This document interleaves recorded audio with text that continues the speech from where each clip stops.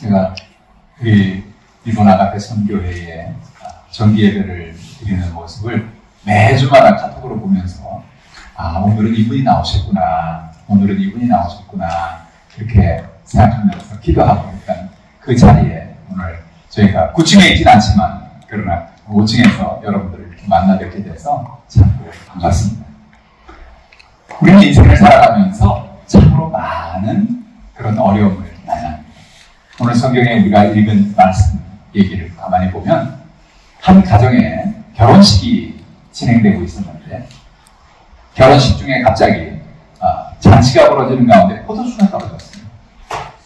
그냥 물이 떨어졌다든지 간단하게 구할 수 있는 음식이 떨어졌다면 그렇게 크게 당황하지 않았을 건데 이 이스라엘에서는 결혼식을 하면 손님들에게 아주 좋은 포도주로 그 맛을 내는 그런 것을 대접하는 것이 아주 좋은 그런 관습이기 때문에 결혼이 있으면 오래전부터 포도주를 담았다가 그래서 손님들에게 좋은 포도주를 내어주는 그런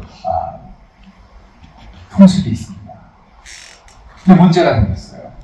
결혼 축하가 한참 오르고 가는데 아마 왜 그랬는지 모르겠어요. 아마 손님들이 더 많이 와서 그랬는 건지 아니면 어떤 분이 포도주를 더 특히 많이 드시는 분이 있었는지 포도주가 떨어진 겁니다. 큰일 났습니다.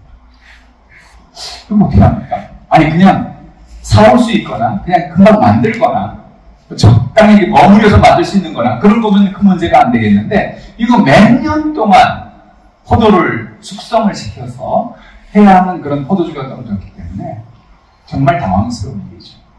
여러분 우리는 인생을 살면서 그렇지 않습니까? 살면서 예상치 못한 어떤 문제가 생깁니다. 당황스러운 일들이 생깁니다. 어려움이 생깁니다.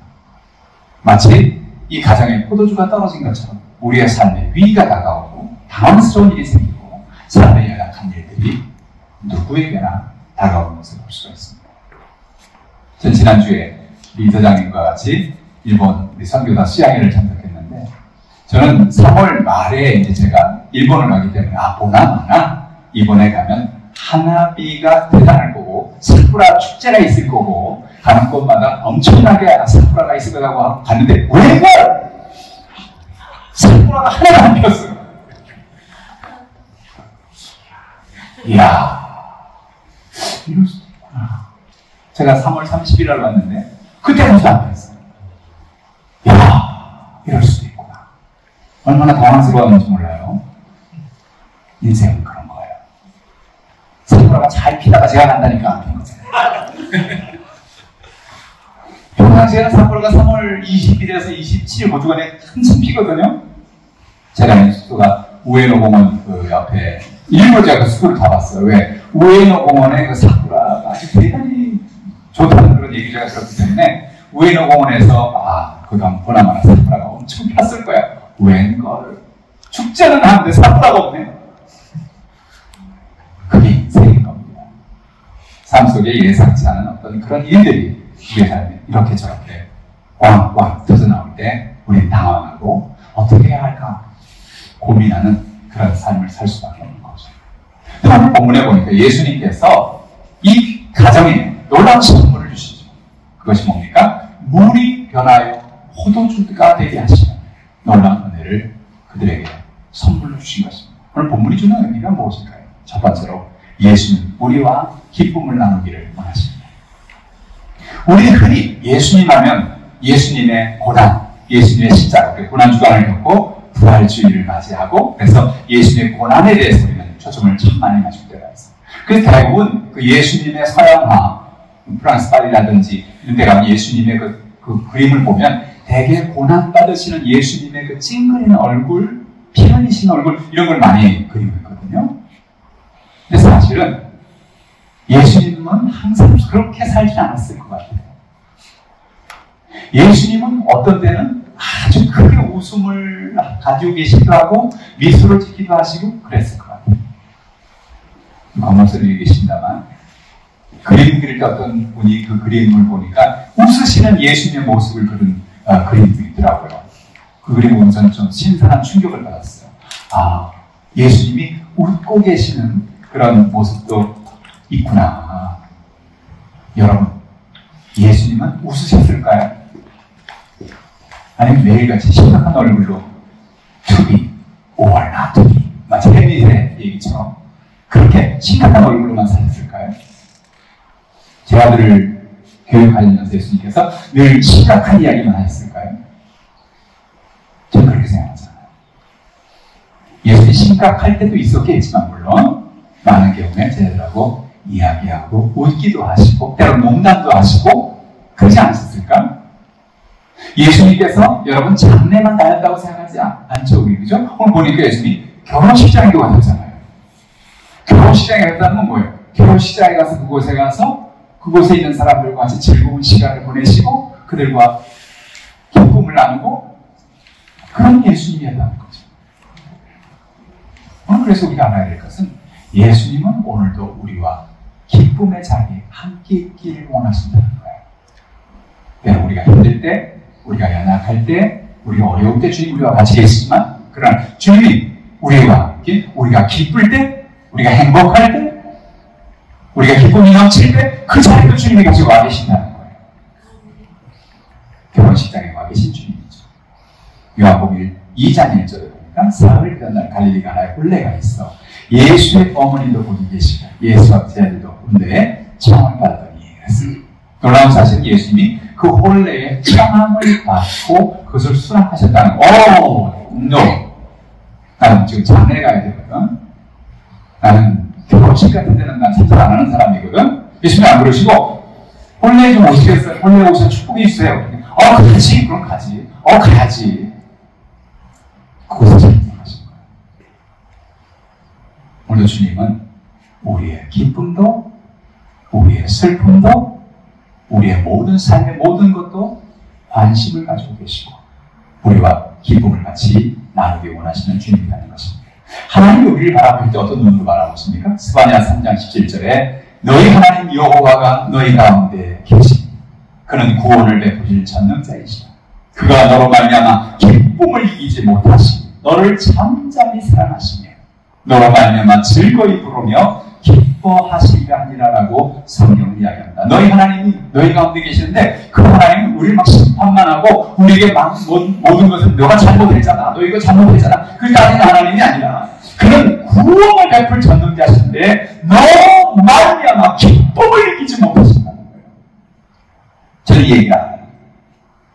제가 첫 아이를 낳았을 때 제가 낳은 건 아니죠. 사모님이 낳았죠. 제가 낳았는데 근데 그 첫 아이를 낳았을 때 그 아이를 낳았을 때 그 기쁨은 정말로 이루 말할 수 없는 거예요. 그래서 막 전화기를 붙잡고 막 돌리는 거예요. 저 아들 낳았어요. 저 애기 낳았거든요. 저 아들 낳았거든요. 얼마나 좋은지 몰라요. 근데 제가 이 본문을 읽으면서 그 기도가 오더라고요. 너로 말미암아 기쁨을 이기지 못하시며 하나님이 내가 이 땅에 태어났을 때 하나님 내가 이 땅에 존재하게 됐을 때 하나님 나를 바라보시면서 얼마나 기뻐하시는지 기쁨을 이기지 못하신다. 얼마나 좋아하시겠어요. 여러분 하나님은요 우리를 그런 눈으로 바라보고 계세요. 하나님은요 일본의 영혼 한 사람 그런 눈으로 바라보고 계세요. 그들을 바라보면서 기쁨을 이기지 못하고 아직 예수 안 믿는데요? 그래도요 그분이 예수 믿을 걸 믿고 바라보고 계세요. 기쁨을 이기지 못하세요. 기뻐하세요. 우리가 하나님의 그런 기쁨 속에 살아가고 있다고 하는 것, 하나님 우리를 그처럼 기뻐하신다는 것 얼마나 놀라운 은혜입니까? 예수님께서 그 기쁨의 자리에 함께 하시고 같이 기뻐하시고 즐거워하시고 축하하시고 오늘 이 자리에 주님이 같이 계십니다. 그리고 우리를 기뻐하시는 거예요. 아, 내가 나왔구나. 이제 정기 예배도 나왔구나. 나를 예배하러 나왔구나. 아, 너무 기쁘다. 나도 이 자리에 와 있거든. 나도 이 자리에 다시 사실 지금 버리고 있거든. 그렇게 말씀하실 거예요. 할렐루야. 여러분, AMJ 예배, 정기 예배 저는 오늘 하고 다시 미국 갑니다만 매 예배 때마다 주님 오시다 그렇게 말씀하실 거예요. 들어왔구나. 기쁘다. 고맙다. 네가 또 하나님 영접하고 하나님을 예배하고 하나님을 찬양하는구나. 기쁘다. 난 너로 말미암아 기뻐서 어쩔 줄 모르겠다. 나는 네가 문제와 이 땅에 너무 기뻐서 어쩔 줄 모르겠다. 난 너무 행복하다. 그것이 하나님, 오늘 예수님이 우리가 하시는 말씀이십니다. 두 번째는 우리에게 예상치 않은 어려움이 다가온다는 겁니다. 본문은 우리에게 중요한 이야기를 하는데, 어느 신랑 신부가 결혼을 하면서 이런 어려움이 있을 거라고 예상이나 했겠어요. 그냥 잘 진행될 거야. 우리가 뭐 충분히 다 준비했고 음식도 충분히 했고 뭐 이 정도면 우리는 괜찮을 거야 라고 생각하고 잔치를 벌였는데 그만 포도주가 떨어진 거잖아요. 그건 뭐예요? 인생이란 알 수 없는 변수가 있는 거예요. 예상치 못하는 문제가 생겨요. 육신의 질병이 다가오기도 하고 사업에 문제가 생기기도 하고 자녀의 어려움이 생기기도 하고 인생의 어려움들이 다가오기도 하고, 그래서 우리는 인생에 예상치 못하던 그런 변수를 만나면서 당황하는 것입니다. 신랑 신부가 얼마나 당황했겠어요. 금방 준비할 수 있는 게 아닌데 몇 개월, 몇 년 걸려야 만드는 게 포도주인데 어떻게 포도주를 당장 만드냐고 당황했을 거예요. 그런데 그 당황한 인생의 문제 가운데 놀라운 사실은 그 자리에 예수님이 같이 있다는 것. 문제를 만날 때가 기도할 때입니다. 요한복음 2장 3절에 포도주가 떨어진지라 예수의 어머니가 예수에게 이르되 저들에게 포도주가 없다 하니라고 말합니다. 여러분 생각해보세요. 예수님의 어머니가 갑자기 예수님께 왜 이런 얘기를 했을까요? 왜 그랬을까요? 저들에게 포도주가 없다. 예수님 무슨 포도주 공장 하시는 분이에요? 무슨 포도주 주류협회 무슨 이사님 이런 분이신가요? 아니 포도주에게 왜 예수가 있냐고. 예수님은 목수잖아요. 예수 포도주와 관계없는 분인데. 여기서 우리가 주목해야 될 중요한 사실 하나를 깨닫습니다. 예수님의 어머니 마리아는 예수님이 누군지를 알고 있었잖아요. 예수님을 잉태하는 순간부터 게브리엘 천사가 나타나서 그에게 네가 아들을 낳을 거야. 그가 온 인류를 구원할 구주가 될 거야. 하나님이 우리와 함께 있다는 의미로 그 이름을 임마누엘이라고 부른 거야. 그 얘기를 기억하고 있는 사람이에요. 그래서 문자를 만났을 때 마리아가 제일 먼저 했던 건 뭡니까? 예수님께 나가서 이 가정의 문제를 알아낸 거죠. 이 가정에 문제가 있습니다. 이게 뭐예요? 이게 기도죠. 인생의 위기를 만날 때, 삶의 연약함을 만날 때, 그때가 예수님 앞에 나가야 됩니다. 그때가 예수님 앞에 우리의 연약함을 알게 됩니다. 저는 이 신랑 신부가 참 잘한 게 하나 있다고 생각해요. 뭐냐면 예수님을 그 가정에 초대한 거예요. 만약에 예수님 그 자리에 없었으면 어떻게 할 뻔했어요? 예수님이 다른 데 신방 가게 해줬으면 어떻게 할 뻔했어요? 놀랍게도 이 가정이 정말 잘한 게 하나 있는데 그게 뭐냐면 그 가정에 그 결혼 자리에 예수님을 초대해서 예수님이 그 자리에 계셨다는 거예요. 그래서 마리아가 예수님에게 다른 사람에게 나가서 말하는 게 연회장에 가서 말하는 게 아니고 예수님께 나가서 이 가정에 포도주가 떨어졌습니다. 무슨 얘기예요? 뭘 얘기하는 거예요? 좀 해결해달라는 얘기죠. 이게 뭐예요? 이게 기도죠. 우리 인생의 위기를 만나 예상치 못하는 포도주가 떨어진 어려움의 위기를 만납니다. 그러나 그때가 예수님께 나갈 때입니다. 우리 일본 선교를 위해서 기도합니다. 월요일마다 AMJ 정기 모임으로 모여서 기도합니다. 뭡니까? 예수님께 나아가는 겁니다. 예수님 포도주가 떨어졌습니다. 일본에 포도주가 떨어졌습니다. 일본에 잃어버린 영혼들을 구원해야 할 주님의 은혜의 포도주가 필요합니다. 그게 우리의 기도죠. 우리가 예수님께 나아가는 거죠. 예수님께 나가서 포도주가 떨어졌습니다 라고 고백할 때마다 예수님께서 우리의 간구를 들으시는 거예요. 할렐루야. 예수님은 수없이 많은 성경절에서 우리가 주님께 나아가서 부르짖을 것에 대해서 얘기합니다. 마태복음 6장 6절에 너는 기도할 때 내 골방에 들어가 문을 닫고 너는 나중에 계신 내 아버지께 기도하라. 기도하라. 예수님 마태복음 7장 6절에 구하라 그러면 주실 것이요 찾으라면 찾을 것이요 문을 두드려 그러면 너에게 열릴 것이니라. 너희가 자식에게 좋은 걸 줄 줄 알고 하물며 천국에서 구하는 자들에게 좋은 것을 주지 않겠느냐. 예수님은 기도에 대해서 정말 많이 얘기하셨어요. 왜 그렇습니까? 그것이 우리 인생에 포도주가 떨어졌을 때 해결책이 거기 있다는 거예요. 데살로니가서 5장 17절에 그래서 바울은 말하기를 쉬지 말고 기도하라 라고 이야기합니다. 마리아가 예수님께 나가서 이 집에 포도주가 떨어졌습니다 라고 구할 때 예수님 그 마리아의 간구를 듣고 계시는 거죠. 오늘 우리가 주님 앞에 나가서 주님 내 인생에 포도주가 떨어졌습니다. 우리 가정에 포도주가 떨어졌습니다. 우리의 삶 속에 위기가 다가왔습니다.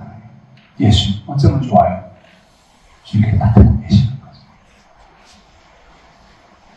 일본 선교는 어떻게 보면 참 천천히 가는 시기 같아요. 우리 선교사님들이 가서 일본 선교를 하는데 정말 하루아침에 1년에 10년에 막 몇십 명이 몰려오고 몇백 명이 몰려오고 그런 선교가 아니잖아요. 그러나 그 순간에도 주님은 듣고 계시고 주님은 움직이고 계십니다. 우리가 이제 이곳에 모여서 정기예배로 우리 선교사님들이 기도하고 주님을 은혜를 구할 때 그 자리에 계신 주님께서 지금도 일하고 계시는 것이죠. 주님을 의지하는 것입니다. 주님이 기도하면 주님의 때에 응답하시죠. 요한복음 2장 4절에 예수께서 이제 여자에 나와 무슨 상관이 있나이까? 내 때가 아직 이르지 아니하나이다. 어떻게 보면 참 매정하게 들리잖아요. 어머니 여자예요. 아니 여자라니 예수님께서 아주 매정하게 내 때가 아직 이르지 않았다고 꼭 안 할 것 같아요. 그죠? 예수 꼭 안 하실 것 같잖아요. 내 때가 이르지 않았습니다. 왜 이러시는 거예요? 그런 것 같잖아요. 근데 놀랍게도 예수님 곧 얼마 있지 않아서 기적을 이 가정에 선물로 주시죠. 어떤 때는 그때가 언제일까? 언제 주님이 응답하실까? 언제 주님이 문을 여실까? 저는 지금도 제가 일본에서 사역을 하면서 또 지금도 기도하는 것이 어느 날 주님이 그 문을 활짝 여는 그런 역사가 일어날 때가 올 것이라는 그런 기대를 갖고 있어요. 이번에도 선교사님들과 얘기하면서 각 나라마다 복음의 유비가 있는데 하나님이 각 나라마다 예비한 복음에 준비되어지는 어떤 틀이 있는데 그것이 열릴 때 복음이 들어간다는 거죠. 우리 한국에도 하나님 그런 은혜를 베풀어 주셨고 그런 역사가 일본에 일어날 것이다. 지금 0.1%, 0.4% 그렇게 얘기하는데요. 일본에 예수 믿는 사람들이 이렇게 적지만 그러나 어느 순간에 하나님이 문을 여실 때 일본 사람들이 이거구나. 예수님이 이런 분이구나. 하나님이 이런 분이구나. 그래서 막 사람들이 나도 예수 믿겠다고. 일본의 50%가 60%가 70%가 예수 앞으로 돌아오는 날이 있지 않을까? 그런 생각을 합니다. 불가능할까요? 저는 가능하다고 봐요. 그런 날이 오리라고 봐요. 거기에서 그건 가능하거든요. 오늘 주님께서 저 여러분의 삶 속에 이런 은혜를 주십니다. 세 번째로 믿음은 기적을 가져옵니다. 요한복음 2장 7절로 8절에 예수께서 그들에게 주시되 항아리에 물을 채우라 하신즉 아기까지 채우니 이제는 떠서 연회장에 갖다 주라 하시니 갖다 주었다는 말씀을 드리고 그 이전에 어머니 마리아가 한 게 있어요. 하인들을 먼저 부릅니다. 불러서 예수님이 뭐라고 하든지 그대로 하라고 먼저 얘기하죠. 이게 중요한 거예요. 이게 무슨 얘기입니까? 예수님이 뭔가를 할 거를 마리아는 믿고 있어야 되는 거예요. 예수님이 지금 때가 이르지 않았다고 그랬지만 조금 있으면 뭔가 사람들에게 얘기할 거고 뭘 가져오라 그럴 것 같고 그러면 그때 하인들의 역할이 필요한데 하인들에게 예수님이 뭐라고 말하든지 너희가 이해 안 될 거야. 그 얘기가 아마 무슨 얘기인지 잘 모를 거야. 아마 이건 말도 안 되는 얘기야. 그런 생각을 할 수 있을 거야. 그러나 어쨌든 간에 예수님이 하얀 그냥 알았지? 알았지? 알겠어요. 이거 마리아가 왜 그런 얘기 했을까요? 마리아는 알고 있었던 거예요. 믿었던 거예요. 왜요? 예수님의 때가 오면 반드시 이 가정의 어려움을 그냥 지나치지 않으실 거라는 거예요. 마리아는 믿었죠. 그리고 기도했죠. 그랬더니 예수님이 정말로 그들에게 하인들에게 항아리에다가 물을 채워요. 이 물이라는 것은 당시 항아리는 결례통이에요. 이스라엘에 가면 지금도 그 이스라엘 사람들이 어떤 일이 연회나 이런 거 할 때 반드시 손과 발을 씻습니다. 제가 성지순례 갔을 때 한 호텔에 갔는데 호텔에서 보니까 그 연회장 앞에 이렇게 수도꼭지가 이렇게 쭉 있어요. 이거 뭐냐고, 왜 탈실도 아니고 왜냐 했더니 사람들이, 이스라엘 사람들이 그 연회에 들어가기 전에 손을 씻는 곳이에요. 그것이 물을 이렇게 부어가지고 손을 씻는데 거기를 들어간 전에 이렇게 씻는 거예요. 그러니까 이 당시 2000년 전이니까, 그죠? 이 축하연에 참석하기 전에 그런 정결 예식으로 결례통에 물을 떠서 손에 붓고 발에 붓고 그리고 안에 들어갔어요. 그러니까 그 결례통이 6이라는 그만큼 많은 사람이 온 걸 말하고 그 돌 항아리 6이 지금은 다 물이 져서 다 비어있는 상태죠. 하인들에게 그곳에 가다 물을 채워라 라고 예수님이 말씀하십니다. 이해가 안 되죠. 어디 가면 지금 내가 아는 집이 있는데 여기서 가다가 500m 오른쪽으로 가고 왼쪽으로 가고 어디 가면 세 번째 집, 그 집에 포도주가 많아. 그 집에 가라고 그래. 그 집에서 좀 갖고 와. 그럴 줄 알았는데 그게 아니고 가서 물을 떠와. 아니 이거 무슨 영혼 없는 얘기입니까? 아니 지금 포도주가 필요한데 물을 왜 떠오냐고요. 근데 그때 이 하인들이 아까 마리아가 얘기가 기억나잖아요. 뭘 시키든지 뭐라고 하든지 그대로 해. 우리 예수님이 우리의 삶을 통해서 행하신 어떤 일들이 어떤 이해가 되잖아요. 왜 그러시지? 왜 이런 말씀을 하시지? 왜 주님이 이렇게 인도하시지? 왜 주님이 이렇게 문을 여시지? 어떤 때는 우리가 이해가 되잖아요. 여러분 아십니까? 그 사건이 우리를 인도하시는 하나님의 역사인 것입니다. 저는 제 삶 속에는 그런 경우 많이 경험한 적이 있어요. 왜 하나님이 이렇게 길을 여시지? 왜 하나님이 이렇게 일을 하시지? 이해가 안 돼요. 그럼 하나님이 길을 여시니까, 그렇게 문을 여시니까 하나님, 난 하나님께서 인도할 걸 믿고 믿음으로 나가면, 근데 그러고 나서 10년, 20년이 지나잖아요. 그때 알게 되가 있어요. 이것 때문에 그렇게 문을 여셨구나. 이것 때문에 그렇게 인도하셨구나. 이해가 안 될 때가 있어요. 그러나 그 순간에도 하나님은 이해하고 계시는 것입니다. 이해가 되지 않는 방법으로 이해하실 때가 있죠. 그러나 예수님은 결국은 해결자가 되시는 것입니다. 마리아가 예수님을 믿은 것처럼 우리도 예수님을 믿읍시다. 우리 눈에는 지금 당장 일본 선교가 되어지지 않는 것 같고 하나님의 역사가 이루어지지 않는 것 같지만, 그러나 지금 이 순간에도 하나님께서는 역사하고 계시고 일하고 계십니다. 일본에 파송되어 있는 그 예제 선교사님들, 어떤 분은 지금 암으로 수술을 하시고, 어떤 분은 이제 또 수술을 앞두고 계시고, 또 각성으로 어려움 당하시고, 그런 우리 선교사님들, 사모님, 또 선교사님, 이런 이야기를 계속 듣습니다. 얼마나 많은 영적인 전쟁이 있는지 모릅니다. 그러나 하나님은 지금도 일하고 계십니다. 그 모든 연약함을 하나님께 맡기기를 주님의 이름으로 축복합니다. 그리고 나서 예수님이 결국 그 물을 연회장에게 갖다 주라고 말하죠. 그 연회장에게 물을 갖다 주는 사람은 정말 갈등이 있었을 거예요. 왜? 연회장은 지금 포도주 갖고 오라고, 포도주를 기다리고 있는데 물을 지금 떠가는 거 아니에요? 이 사람은 알잖아요. 이게 물인지. 그 떠다줬는데 연회장이 이상한 말을 합니다. 딱 마시더니 오! 스고이네! 와, 스파시! 왜 포도주가 이렇게 맛있어? 대개 포도주는 내가 연애를 해보면 처음에는 좋은 걸 주고 사람들이 알딸딸해지고 취하고 그러면 나중에 막 나쁜 걸 와도 잘 모르니까 그렇게 주는데, 이 집은 어떻게 끝에 더 좋은 포도주 주는 건가요? 누가 제일 놀랐을까요? 그 하인이 제일 놀랐을 거예요. 저거 물인데. 내가 물 좀 해줬는데. 저거 지금 저기 우물에서 길러온 건데. 근데 연회장은 그걸 포도주래요. 이상하게 자기가 맛밖에 주죠? 이상하다. 이게 정말 포도주가. 정말 포도주네! 놀라운 사실은 바로 이 사건이 제자들에게 큰 영향을 주는데요. 요한복음 2장 11절에 예수께서 이 전 표적을 갈릴리 가나에 행하여 그의 영광을 나타내시매 제자들이 그를 믿으니라 라고 말합니다.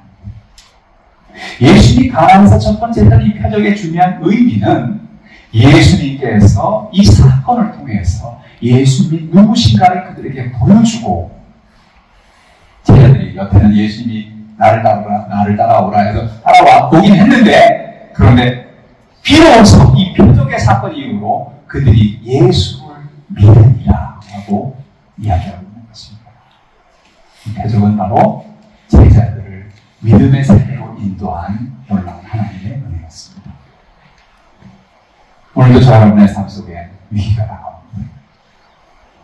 우리가 일본 사역을 기도하고 있고 일본 선교를 위해 기도하고 있지만, 일본 선교와 일본 사역이 우리가 원하고 우리가 생각하는 것만 그렇게 빠르게 진행되어 가지 않는 것을 보면서 하나님의 뜻이 어디 있습니까? 그런 기도할 때도 있습니다.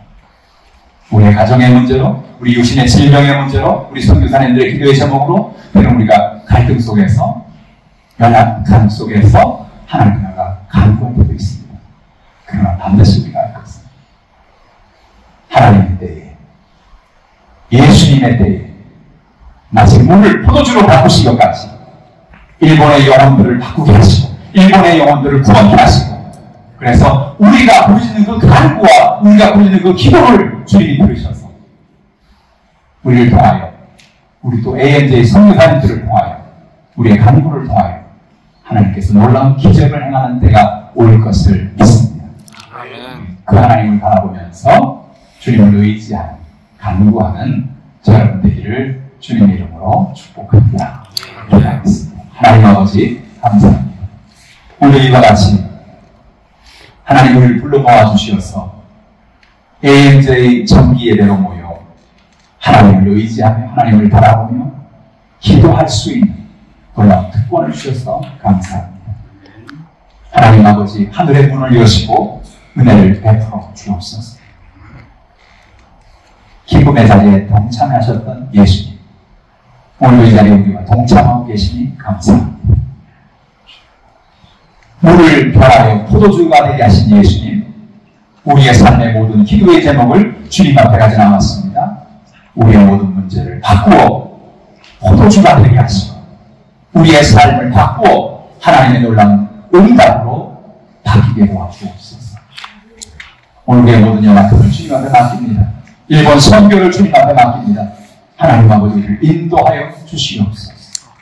감사드리며 예수님의 이름으로 기도합니다.